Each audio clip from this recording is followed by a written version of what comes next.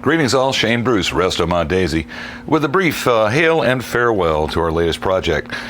This particular gun is a 1981-ish Daisy model 1938B, and we've done a video on this already, or actually two videos. Started as one, turned into two. So what we'd like to do now is just take a quick look at this piece and share some data with the viewership. As I said, it's a 1938B, so it has the plastic trigger, but it's an early gun in 1981, so it's got a metal lever with the Daisy bullseye. The job on the gun was to replace the mainspring, replace the air tube, install a fiber optic front sight, and then replace the original abutment, which is this bad boy, this rusty, crusty looking thing, with the new production shot tube assembly.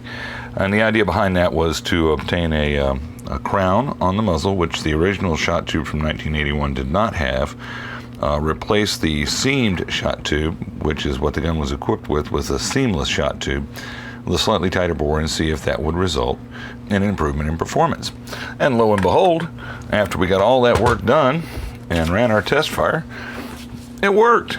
Now ignore the black bars because that just seems to be a thing that happens with us, but you'll notice that at 25 feet offhand, she managed to get 25 shots into roughly the minute of beer can that we normally strive for here.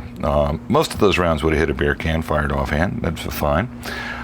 Jumped its top speed up from a recorded average of 204 when we received a gun to 375 now. So in terms of Restomod classifications, this is now a super thumper. It will deliver BBs at a high rate of speed at extended distances and do so with aplomb.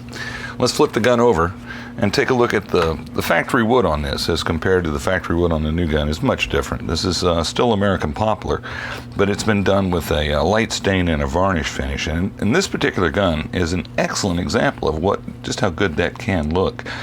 There's a bit of wear on the muzzle, or excuse me, on the buttstock, but that's to be expected. What really intrigues me though, and I spoke about this in the other video, is the fine detail on the roll stamp engraving.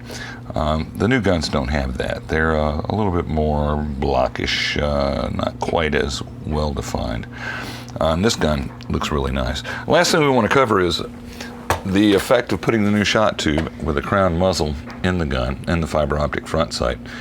If you can see down in there, you can maybe not. Well, anyway, there's a crown, and the speed of the gun is getting illustrates the fact that it's probably a worthwhile modification to do. So now you've got a vintage plastic trigger, Daisy 1938B, with a fixed abutment and shot tube assembly that's running 375. Phenomenal. I'm hoping that the customer in Pennsylvania appreciates the gun as much as I do, because we're going to be sending it on its way home and get on to the next project. So that's all we've got for you today, kids. This is Shane Bruce with Restomodded Daisy, signing off.